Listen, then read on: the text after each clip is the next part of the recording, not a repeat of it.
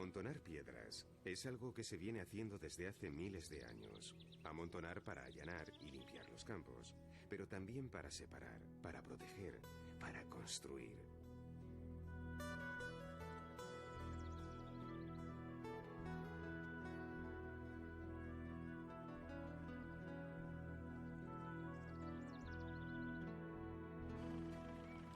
Los romanos fueron especialmente buenos en eso de construir con piedras, pero con las invasiones bárbaras sus técnicas casi se olvidaron. Sin embargo, durante la Alta Edad Media, en muchos lugares de Europa intentaron recordar las formas en las que habían sido hechos los templos romanos. Por eso, a aquel arte incipiente se le denominó románico. Ha pasado tanto tiempo que mucho fue destruido desde entonces.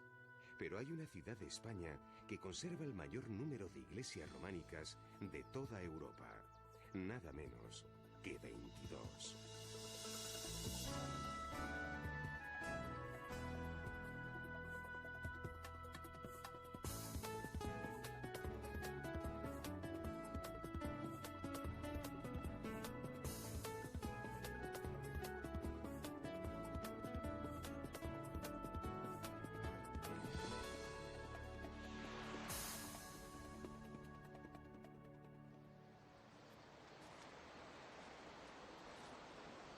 El origen de Zamora es la de un pueblo prerrománico denominado Baceo. Los romanos vivieron en ella desde el siglo II a.C. Llegó a ser un importante asentamiento visigodo. Tras la batalla de Calatañazor, fue conquistada definitivamente a los musulmanes y desde entonces tuvo un fulgurante crecimiento. Sin embargo, a partir del siglo XIII, decadencia y olvido fueron de la mano.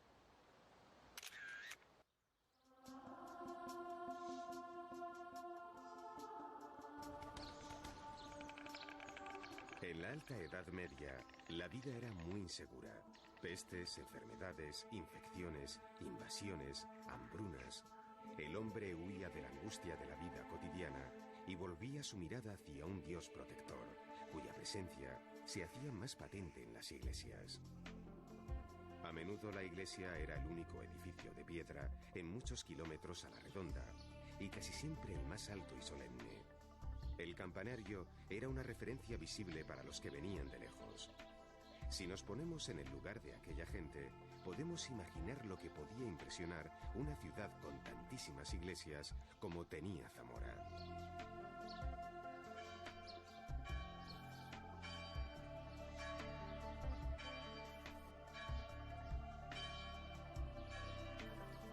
Las iglesias de entonces eran toscas y fuertes, y eran lugares defensivos del mismo modo que lo era un castillo o un muro. Aunque en este caso protegían de los malos espíritus, de las calamidades e incluso de la persecución de la justicia.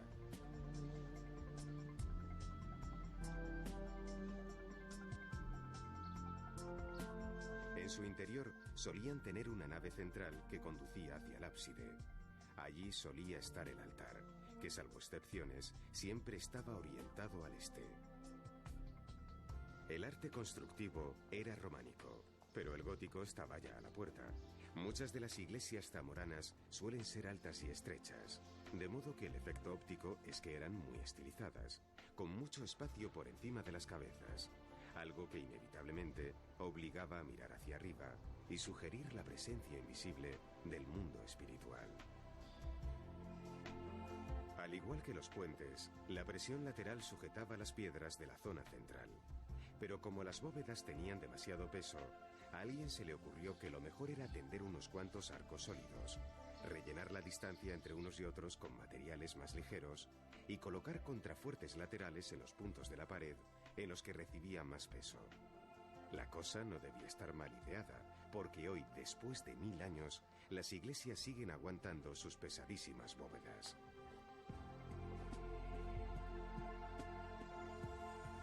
En aquella época casi nadie sabía leer, de modo que los relieves y los capiteles eran una oportunidad para recordar escenas bíblicas. Pero como no tenían ocasión de contar cada relato, elegían la viñeta más significativa. En este caso, sobre la tumba, es posible ver sobre el cadáver la representación del alma acompañada por 2 ángeles.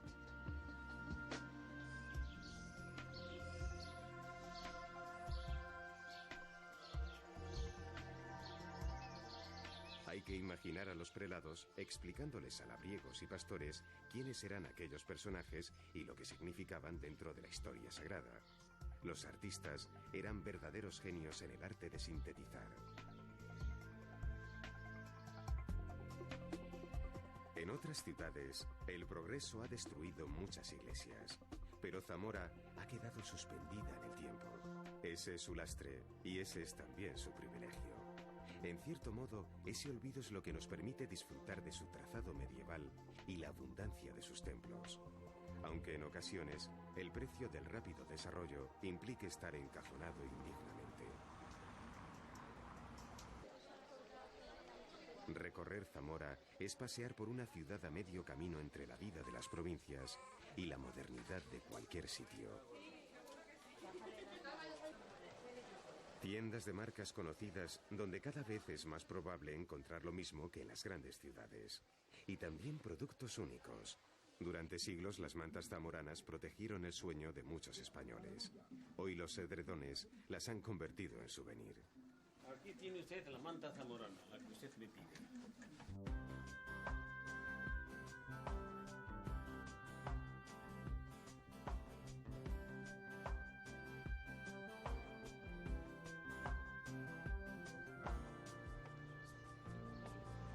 Calles peatonales, hervidero humano a media tarde, cuando los niños se regresan del colegio, la gente deja los trabajos y es tiempo de compra o paseo.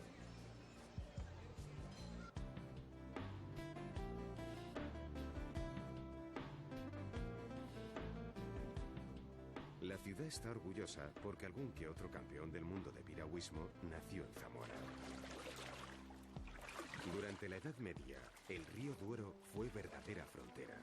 Su abundante caudal no era fácil de franquear y Zamora quedaba bien custodiada por el sur. El sur era tierra de moros, de ahí la vocación de la ciudad como bastión cristiano. Las rehabilitadas aceñas parecen barcos de piedra enfrentados a la corriente.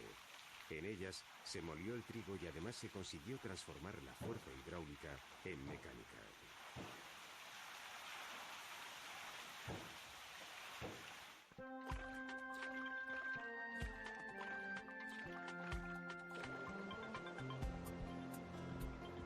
Los malintencionados dicen que Zamora solo tiene dos estaciones, el invierno y la del ferrocarril, pero no es cierto.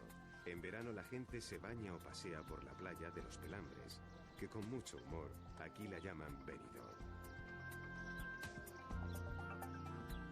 Y en primavera, los zamoranos son muy amigos de romerías, de salir al campo y comer con la familia al aire libre. El bosque de Valorio es uno de los lugares más frecuentados y está tan cerca que ya es una prolongación de la ciudad. Los heroicos islotes de piedra que aún soportan la fuerza de la corriente son los restos visibles del puente romano. En comparación, el puente de piedra es muy joven, solo tiene 900 años. Fue construido en el siglo XII y ninguno de sus 15 ojos es igual a otro.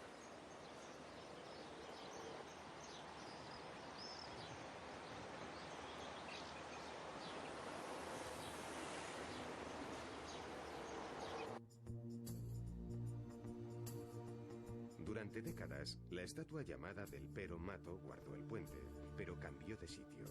Mientras que el original está en el Museo de Zamora, su copia vigila la ciudad desde el cielo.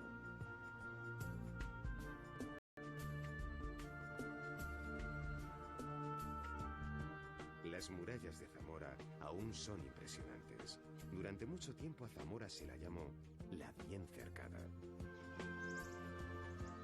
En la actualidad, las murallas rodean parte de la ciudad y su aspecto robusto hace pensar en lo difícil que debió ser intentar franquearlas.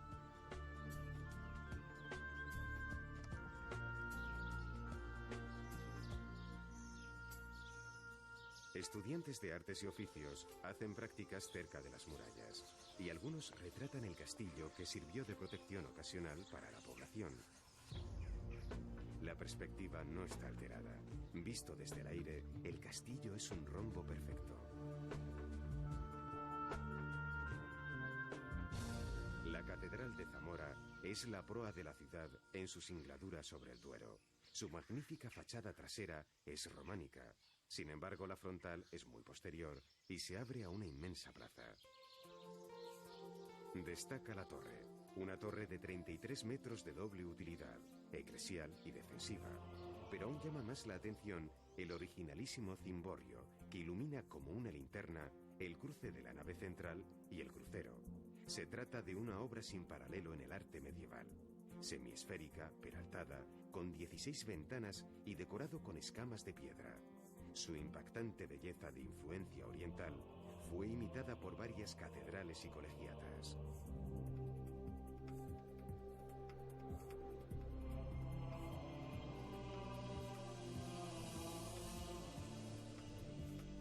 Para empezar, la Catedral de Zamora es la más pequeña y la más antigua entre todas las que existen en Castilla y León. Sin embargo, su interior está lleno de tesoros impresionantes. En piedra destaca la tumba del Doctor Grado, uno de los mejores sepulcros murales del último gótico español.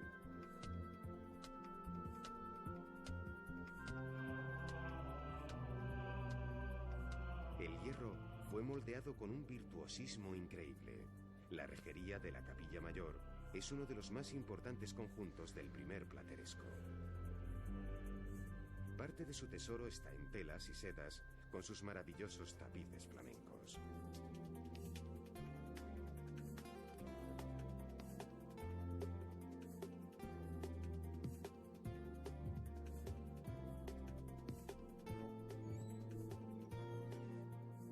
Además de la piedra y la tela, está la madera, el coro.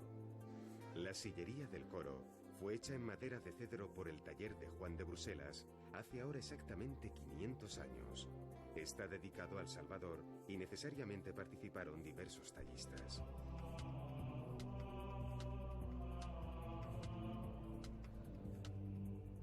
Bajo el rigor y solemnidad de las tallas de profetas, patriarcas y reyes, en lugares pequeños y que no estaban tan a la vista, tales como las misericordias y brazos de la sillería, hay un conjunto de figuras profanas, algunas de las cuales son verdaderamente sorprendentes.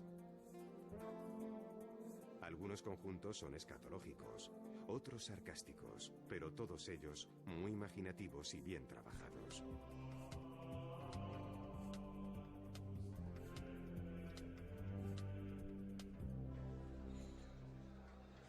Pan, queso y vino. Así se andaba el camino. Nada es más castellano ni evoca mejor el romancero que esos tres elementos que aquí se dan en abundancia. Además de asados, bacalao a la tranca o las sempiternas sopas de ajo. Una gastronomía evolucionada, pero muy bien emparentada con el medievo.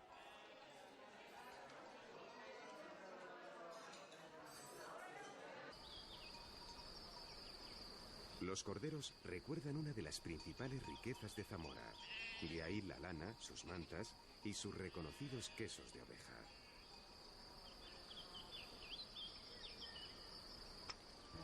Palomas, palomares, aves domésticas que durante muchos siglos formaron parte de la alimentación cotidiana, han propiciado una arquitectura popular que está siendo recuperada. Los alrededores de Zamora tienen hermosos y nutritivos paisajes: corderos, trigales, palomares y vides. Toro, conocido por sus vinos, conserva su trazado medieval. El cimborrio de su colegiata no disimula su parecido con el de la capital de la provincia.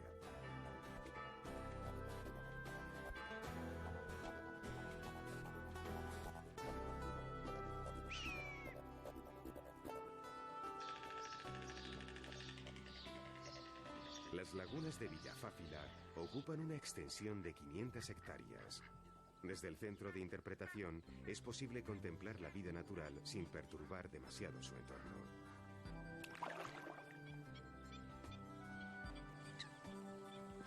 La escasa densidad demográfica de la provincia de Zamora tiene una ventaja evidente: la abundancia de su naturaleza salvaje. Las siempre huidizas avutardas campean por los campos de Villafáfila. Es increíble el esfuerzo de su vuelo. Como se sabe, es la más pesada de todas las de la península, una especie de jumbo entre las aves.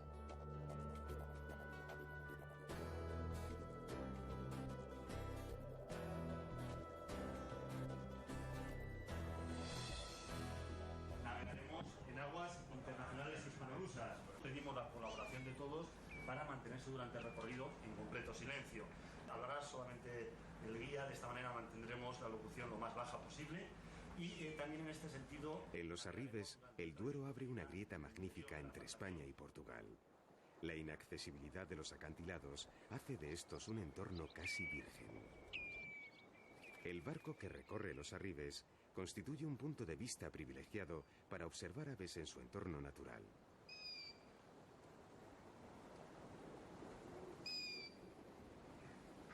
El proyecto de conservación se costea con los ingresos del turismo, y esto lo convierte en un ejemplo sensato de simbiosis entre visitantes y naturaleza.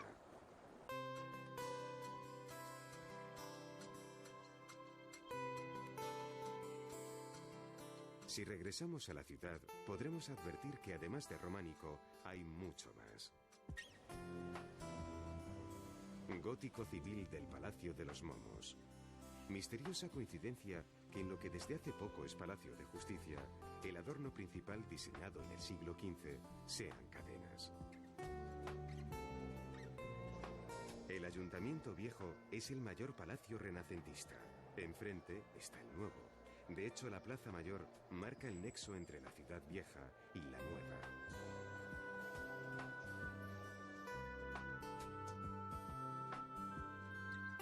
En la ciudad vieja hay otros restos del Renacimiento. Hoy es el patio del Parador Nacional, pero en su día fue la casa urbana de los condes de Alba y Aliste.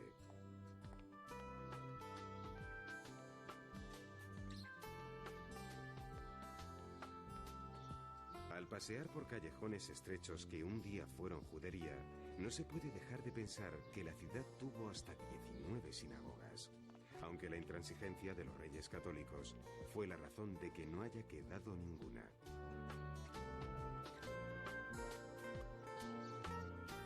Viriato es un héroe lusitano, o zamorano, que no se sabe, ya que, como se puede comprender, no hay partida de nacimiento a la vista, y España y Portugal estaban aún por inventar. Viriato se enfrentó con éxito a los romanos, y su brazo destaca en el escudo de la ciudad. En lo que había sido Hospital de la Encarnación, contrasta las líneas clásicas de su patio con la entrañable estatua del escultor Ramón Abrantes.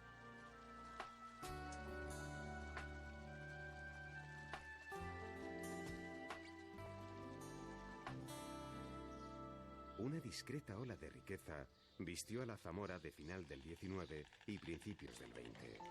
La calle de Balborraz bien podría ser una puesta en una ciudad centroeuropea. Sus tiendas y viviendas hablan de calidad de vida y buen gusto.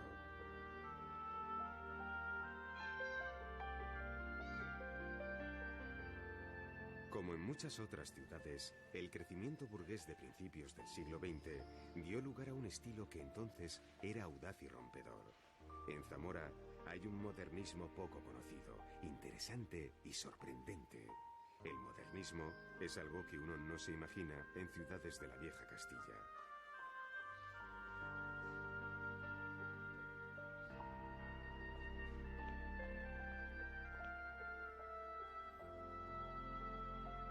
Viaje de ida y vuelta. El teatro, que fue teatro en su origen, luego fue cine, y en la actualidad vuelve a ser teatro.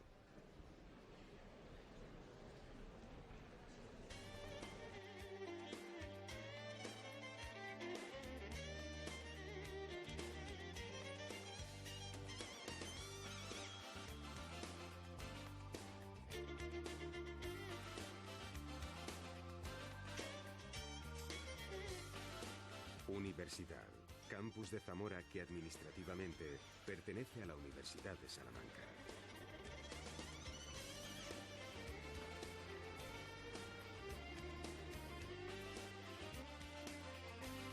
El escalón como butaca, foso en el centro del campus, simulación moderna de los teatros griegos. El grupo aficionado de estudiantes que solo pretende ejercitarse y divertir.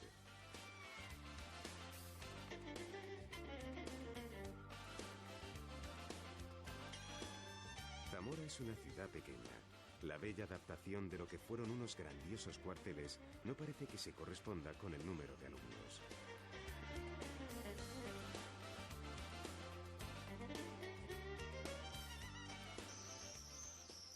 Fachada espléndida del Palacio del Cordón, pero ¿qué hay detrás? Visto desde aquí, uno no se imagina que está ante uno de los museos provinciales que ha sabido combinar con gusto la modernidad de su arquitectura con la antigüedad de sus fondos. Los museos provinciales son algo más que almacenes humildes que guardan lo mejor del patrimonio arqueológico de una provincia. Sus fondos proceden de descubrimientos, pero también de donaciones. Son entrañables y didácticos. Casi nunca buscan el protagonismo, pero la suma de todos ellos constituye un abundante tesoro nacional. ¿Juráis silencio durante el recorrido de esta santa procesión?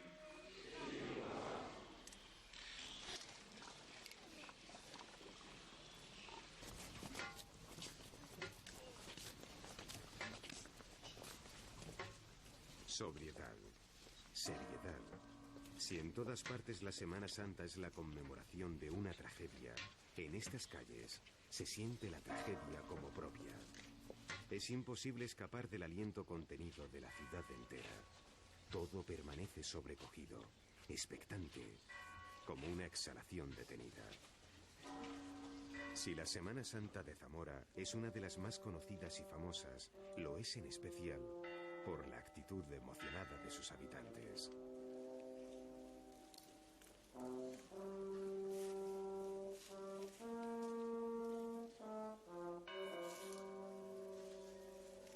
En la Semana Santa, la ciudad entera se vuelca. De 70.000 habitantes, más de 35.000 salen en las procesiones. Réstense los ancianos, los enfermos y los niños. No es difícil hacer un cálculo y saber que es la ciudad entera la que vibra bajo la luz de los sayones. Lo que aquí impresiona y eleva el pálpito es el sentimiento colectivo que durante 7 días recorre la ciudad como una ola. Una lenta ola de dolor contenido que empata directamente con la que se representa. En Zamora la Semana Santa es sobre todo un estado de ánimo, solemne, catártico, preso de sí mismo y apropiado. La identificación es tan auténtica que no solo llega a ser la conmemoración de una pasión, es pasión en sí misma, llanto, arrebato, sacrificio y calvario.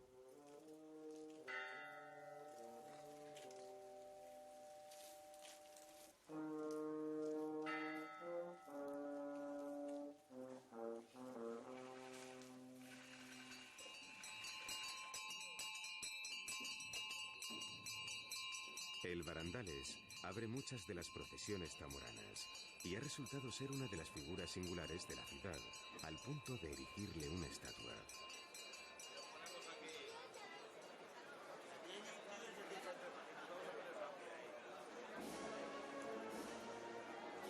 Los Cristos y las Vírgenes se veneran en cada iglesia, pero se ha ido más allá, construyendo pasos que corresponden a momentos cumbres de la Pasión. Son escenas en 3 dimensiones que están construidas siguiendo los cánones de la escenografía barroca, formas que nadan entre el realismo y la exageración. Pero muchos pasos son de antes de ayer. Algunos han sido construidos hace muy pocos años.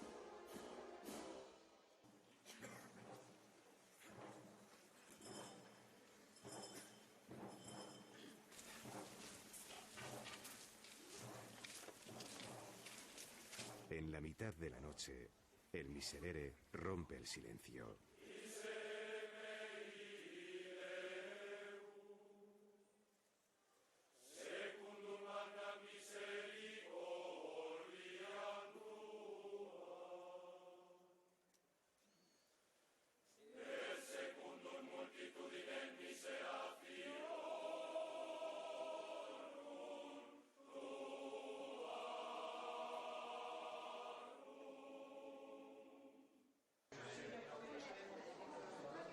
Del amor a la tradición surgió este moderno museo de etnografía de Castilla y León. El museo es un moderno edificio donde se guarda lo que nos recuerda los modos de vida de un pasado campestre, cercano en el tiempo y sin embargo ya tan lejano. Útiles que lo eran hasta antes de ayer y cuya rápida defunción es la otra cara del desarrollo. Es un telar completamente artesanal, no hay ninguna preocupación estética, ni siquiera en devastar un poquito la madera. Es una cama de la provincia de León, es del siglo XIX y tiene una decoración única. No se ha encontrado ningún ejemplar parecido todavía. Ven que está decorada con ángeles.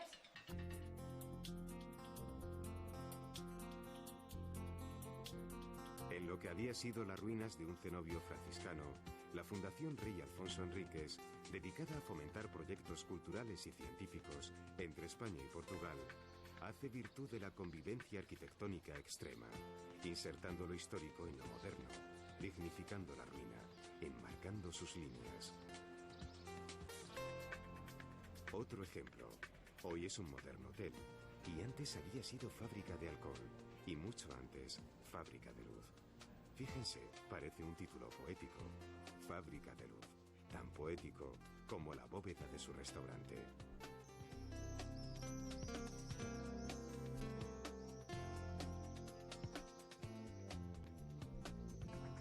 Románico, industrialización, posmodernidad.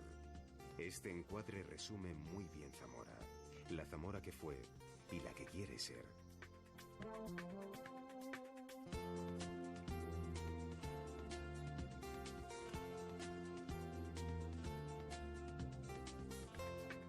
Alguien se sienta en un banco y escribe a su amigo, tal vez para enviarle algunas notas breves que hablen de esta ciudad. Zamora, lugar fronterizo, más allá del invierno, más allá del río, durante un tiempo infranqueable, durante siglos la bien cercada, hoy al alcance de la mano.